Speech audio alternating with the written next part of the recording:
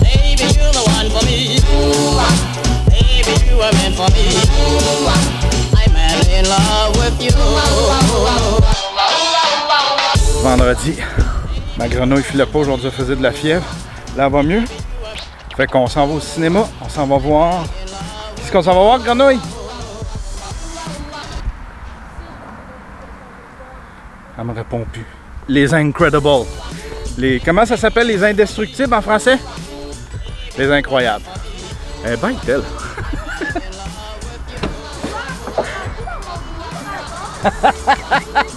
Arrête de me parler bête. C'est moi le boss, c'est moi qui t'ai créé. C'est ma création.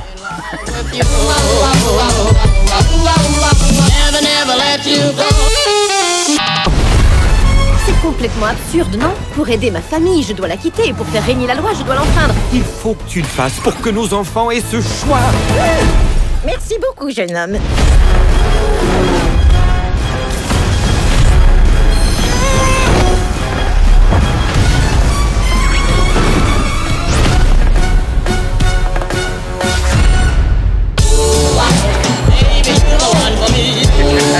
On sort d'aller voir Les Incroyables, c'était super bon. Tu vas-tu donner ta cote, Béa? Non? C'était excellent. C'était vraiment très bon. Béatrice ne veut pas participer au review. Moi, je trouve ça excellent. Je donne une cote de 7 sur 10. Pourquoi? Un petit temps. Hein? Pourquoi? Il y a une petite affaire qui m'a bugué, c'est que c'était ultra prévisible de savoir c'était qui le méchant. On avait une petite idée de ce qui allait se passer, fait que c'était très prévisible. Mais sinon, toute la magie est là, les personnages sont là, il y a beaucoup plus de place pour le bébé. Jack, qui est excellent, qui est super drôle. Tu l'as-tu aimé, Jack? Ouais. Elle l'a aimé. Ouais. J'y ai donné combien? Comment? Quoi? J'y ai donné combien? 7 sur 10? 7 sur 10. Un bon 7 sur 10. 8. Un 8. Il est aussi bon que le premier.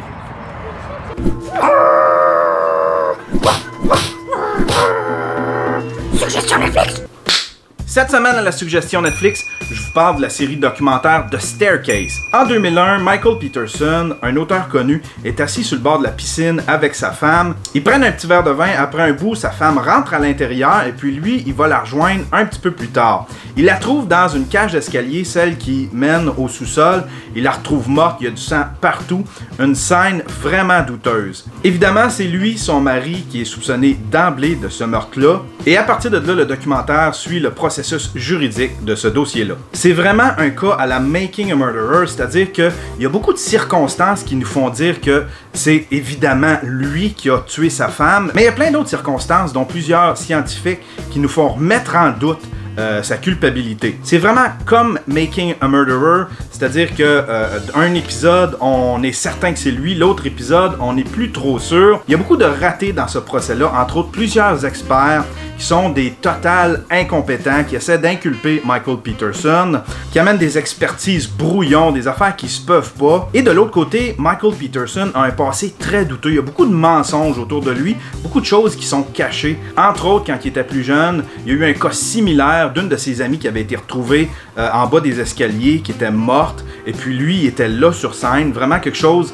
en tout point pareil au meurtre de sa femme. C'est une série documentaire qui est vraiment frustrante à regarder. On voit qu'il y a beaucoup disons, de failles dans le système de justice américain. Ça s'appelle The Staircase. Allez regarder ça. C'est vraiment une bonne série documentaire. Ça prend 2 ou 3 épisodes pour bien embarquer, et disons que les 3 derniers épisodes sont inutiles. Ils auraient pu être réunis en un seul, sauf que pour le reste, c'est vraiment une bonne série documentaire à la Making a Murderer. Si vous avez aimé Making a Murderer, vous allez...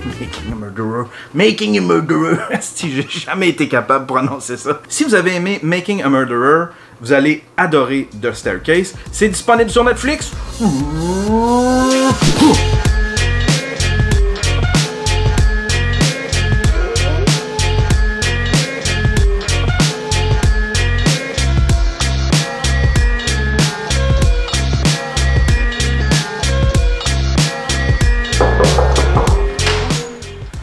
De hot dog en plus. Ah, ça va? Ça va bien, toi? Ouais. Faut que je vous explique. Je suis chez Mr. Kevin. What the fuck, Kev? Ouais. On va faire un podcast. C'est quoi ton podcast, Kevin? Le crise de podcast. Le Chris de podcast. Le podcast à Kevin. Ah, regardez ça, son setup. Je suis vraiment accroché après ma base de lit. Ben oui! C'est mes divans qui sont dans mon salon, j'ai des places à chaque fois. À chaque fois, il faut que je fasse des déplacements. Faut que tu déplaces les... À chaque fois, le salon est tout vide. Le divan. Asti que c'est drôle, ça! À cause de ces podcasts avec moi, faut qu'il se prive de ses divans. C'est quoi le concept de ton... excuse-moi de te déranger en plein souper. Ouais. C'est quoi le concept de ton podcast? Je décris par un podcast pour le monde du web, par des gens du web, sur le sujet du web. Ah, c'est cool ça, ça va parler de web. Ben ouais. Ah, wow, C'est le cool. but du podcast. Mes invités, c'est juste des invités de web. Ah, wow, c'est nice ça. Ouais, man. Puis plus tard ce mois-ci, j'ai un invité que je suis vraiment fier d'avoir. C'est le gars de Conneries QC. La Ah, page ok, de ok. Mie. Ouais, Ce ouais. gars-là, il est anonyme, fait qu'il a fallu que j'aille acheter un... Il veut garder l'anonymat. Fait qu'il a fallu que j'aille acheter un masque. C'est un masque de lutteur mexicain. Ouais, parce qu'on boit en même temps, fait que lui va pouvoir boire. Ça, c'est ta caméra, la T5i, c'est celle-là que j'avais avant. Elle va bien, la T5i. Ça va bien. C'était bien installé, mon gars, pis t'as un foyer pis tout. Ouais, mais non, mais c'est un faux foyer, là. C'est pas un... Ouais, c'est un faux, Ah, c'est une belle chambre, mais check la chambre de mon coloc. C'est quelque chose, il s'est pas tenté ça aussi qu'on est arrivé, là. Il dort en haut. No Genre une shit! mezzanine, genre. Il s'est fait une mezzanine. Ouais, avec son ordi en dessous. Wow! C'est fucking nice. Il décore avec des vinyles. Ouais. T'en as-tu déjà fait jouer un dans ta vie, Kevin? Ben ouais, j'avais une table tournante chez les parents. Pour vrai? Ah oui? Mais j'ai pas pu l'amener parce que c'est la table tournante de mes parents. J'avais une couple de vinyles, là, du AC/DC, du Queen, Led Zeppelin, Beau Dommage, l'affaire, là. Ah, c'est shit. Un petit test de direct. T'as combien de personnes là? Ça va être sur Twitch? Ouais. T'as combien de personnes à peu près qui te regardent? Ça varie vraiment là, selon l'invité. Tu sais, j'ai eu des invités qu'il y a eu 15-20 personnes, puis j'ai eu un invité qui a eu 180 en permanence. Oh wow, c'était qui à 180? C'était Francis. Francis! Ça va, joint. C'est pas possible. Comment? Ouais, toi tu vas écouter. Ok. J'ai que c'est de BS là, mais on a pas de place. Fait que moi ça c'est ta loge. Ouais! Quand je suis debout là, je suis dans la loge, dans le green room. Là toi tu Exactement. m'appelles. Je vais faire Yann Terrio, Védan. Faire des signes, tu vas venir. De toute façon, je suis juste là, tu peux pas me manquer. Là, t'arrives puis on jase. Ok. C'est tout. 35. Ah, c'est correct. Bonjour les gens sur Twitch, présentement qui nous regardent, et bonjour les gens qui doivent l'écouter à la télévision ou en balado télévision. Si, on a une donation sur Bits, j'ai carrément oublié d'enlever le son. Attends, je vais enlever le son. On va le recommencer. Bonjour les gens sur internet, sur Twitch qui nous regardent présentement. Bon, c'est la deuxième fois que je recommence l'intro parce qu'il y a une personne qui a donné une donation, je te remercie. Ça a comme fait un bruit de pop-pop. Ouais, ça a comme un petit peu chié mon intro, mais c'est pas grave, on le refait. C'est bien chill. Salut les gens à la maison qui le regardent soit sur YouTube ou en balado-diffusion sur Balado Québec. Cette semaine, on reçoit comme invité une légende, Yann Terrio, mais la semaine prochaine, on va recevoir Zach le Boss. Faut pas le manquer. Qu'est-ce qui se passe maintenant, c'est que à partir de cette semaine, vu qu'on est en direct sur Twitch, j'ai décidé de pimenter un peu les choses. Je me suis dit, Chris, tant qu'à avoir du monde qui le regarde en direct, la séance après la deuxième pause, mais ça va tout simplement être des questions pour l'invité qui va être là, fait que ça va être un petit peu l'occasion à vous autres de jaser à l'invité. Yann Terrio, tu peux venir, viens-t'en. T'étais pogné dans la petite loge, j'étais debout à côté de l'ordinateur. J'étais dans le green room. Yann Terrio, artiste. Oui monsieur. Peintre, youtubeur, vlogueur, Ouais monsieur. producteur, on peut dire ça à la limite. Ouais, producteur de contenu, ça englobe pas mal tout.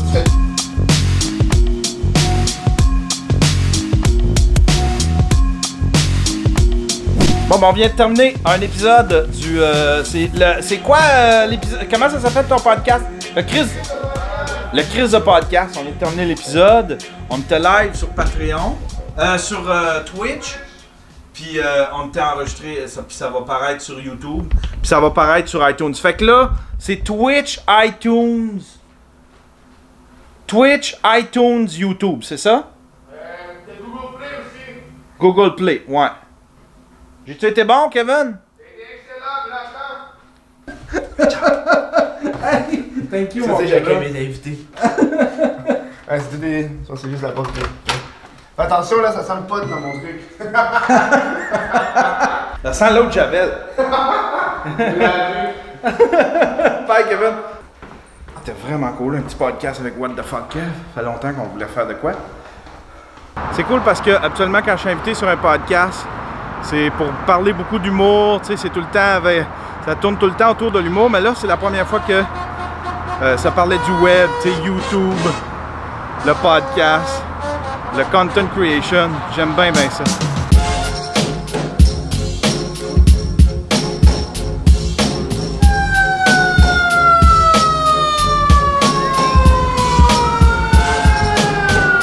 Il y a le feu. Là, je ris. Il y a peut-être du monde mort. J'ai pas de cœur. Promenade au parc encore. Oh shit! Ça, c'est un nid de fourmis. Regardez ça. J'ai décidé de prendre une petite marche au parc, mais je ne sais pas quoi dire. J'ai aucune idée quoi dire. Aucune idée quoi raconter. On improvise. Ça me tentait de sortir un petit épisode de vlog. Je n'étais pas supposé cette semaine.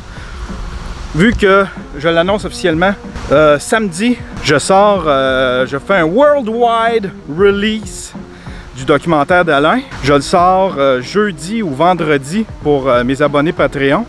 Puis samedi, c'est ça qui va remplacer le vlog. C'est le documentaire Outriders. Quelle belle expérience. C'était vraiment cool. Oh shit! Ça a comme tombé ses fils.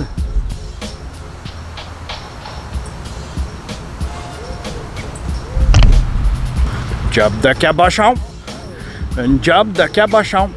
Je disais que c'était une super belle expérience faire le documentaire sur Alain. Là, j'étais à la recherche de nouveaux sujets. J'ai vraiment pris goût. J'aime ça faire des mini-documentaires. À un moment donné, je vais attaquer un gros sujet. Un sujet qui me tient à cœur. Je vais faire un beau gros documentaire sur les nouveaux médias au Québec. Les YouTubers, les podcasters. Pas un documentaire qu'on va écouter entre créateurs, mais un documentaire qui va présenter les créateurs à ceux qui connaissent rien de ça. Ceux qui savent pas ce qui se passe sur YouTube. Enfin, ce monde-là qui écoute encore leur télé à Radio-Canada ou à TVA, tu sais. Ah, c'est humide, il fait chaud.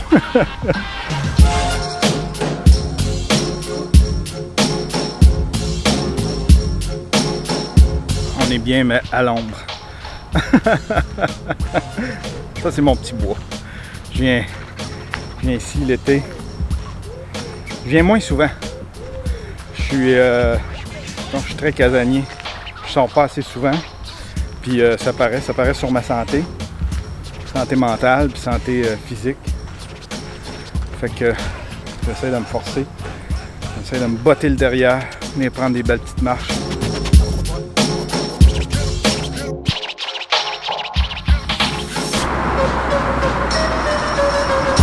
Mon ancien bloc.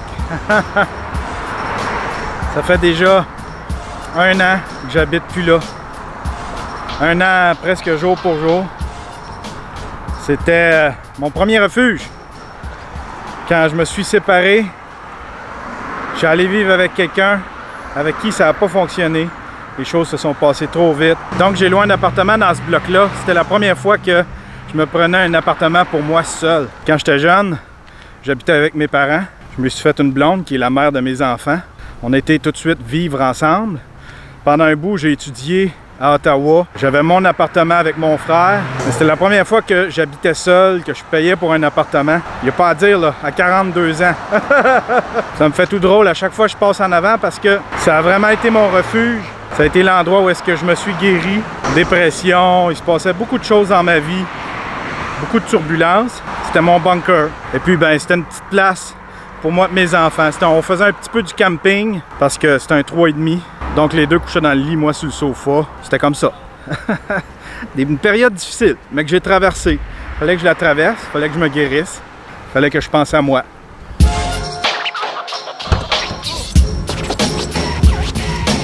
C'est fou parce que Ça a été une période super difficile. Ça a été la période la plus difficile de ma vie. C'était un paquet de rêves, c'était un paquet de trucs que je me pensais caser pour le reste de ma vie. Puis en fin de compte, tout s'écroulait. Sauf que ça a été une période où est-ce que j'en ai appris beaucoup sur moi-même. Évidemment, c'est une dépression, c'est jamais le fun. Je le suggère à personne. Tu ne vas pas traverser une dépression juste pour le fun d'en apprendre sur toi. Mais à travers ta dépression, premièrement, il faut que tu te dises que tu vas t'en sortir. Deuxièmement, tu vas en apprendre tellement sur toi. J'en ai appris beaucoup plus sur moi pendant cette épreuve-là que les 42 années avant. C'est bien pour dire. Oh my God, fait chaud. Évidemment, je le sais que c'est difficile. Une dépression, c'est jamais facile. Surtout une peine d'amour. On dirait qu'il n'y a rien de pire. C'est un feeling de rejet. Il y a plein de sentiments. On traverse plein de sentiments vraiment désagréables. Sauf que il n'y a pas meilleur temps pour s'occuper de soi-même. Moi, j'ai décidé d'attaquer ça morceau par morceau. Premièrement, je ne mangeais plus. Il faut absolument manger. Il faut absolument dormir. Dormir le plus qu'il faut. Si ton corps te demande de dormir, dors le plus possible. Tu n'as pas à filer cheap de dormir quand tu traverses une épreuve comme ça. Ton corps a vraiment besoin de dormir. Après ça, c'est de se trouver quelque chose à laquelle se rattacher. Moi, c'était la création, c'était les projets. C'est avec ça que je me suis guéri. Je ne suis pas un professionnel, je ne peux pas donner de conseils à personne, sauf que je peux te dire une affaire. Si jamais tu traverses une épreuve comme ça, tu vas t'en sortir. Tu t'en sors tout le temps. On pense, quand on le vit, on pense que c'est notre nouvelle vie, que c'est comme ça, il faut accepter d'être dans cet état d'âme-là, que ça va être ça le restant de notre vie, que ça va être perpétuel, alors que ce n'est pas le cas. C'est passager, c'est un état passager. Une fois que tu vas avoir traversé tout ça, tu vas être une personne beaucoup plus riche à l'intérieur. Là, je m'en vais faire une petite commission. Faut aller s'acheter, faut que j'aille acheter une cafetière parce qu'on n'a plus de cafetière, elle nous a lâché. Puis je m'en vais porter aussi, je m'en vais m'aller, je m'en vais poster ce dessin-là, le dessin que j'ai fait la semaine dernière. Je l'ai vendu. Il y a quelqu'un qui me l'a acheté. Fait qu'on va aller lui livrer. Bon, c'est assez pour cette semaine. Allez voir mon documentaire. Il est disponible sur YouTube. Ça s'appelle All Rider. C'est super bon. Ça parle de mon ami Alain qui est handicapé. Son maintien à domicile. On voit un petit peu Mike Ward le Magnifique, l'événement annuel pour son maintien à domicile. C'est vraiment cool. Allez voir ça. C'est sur YouTube en ce moment. C'est bien plat de finir avec une plug. Actuellement, il me semble, je finis tout le temps avec un bon punch-out.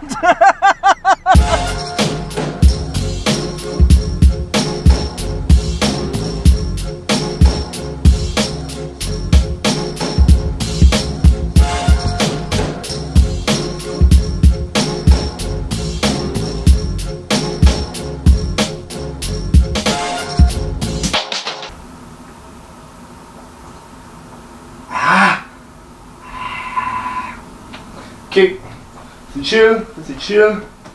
Quelle heure là? Il était 35. Le stack ici, je vais faire une petite musique au début. Ah, tout correct, on voit, tu vas rester là.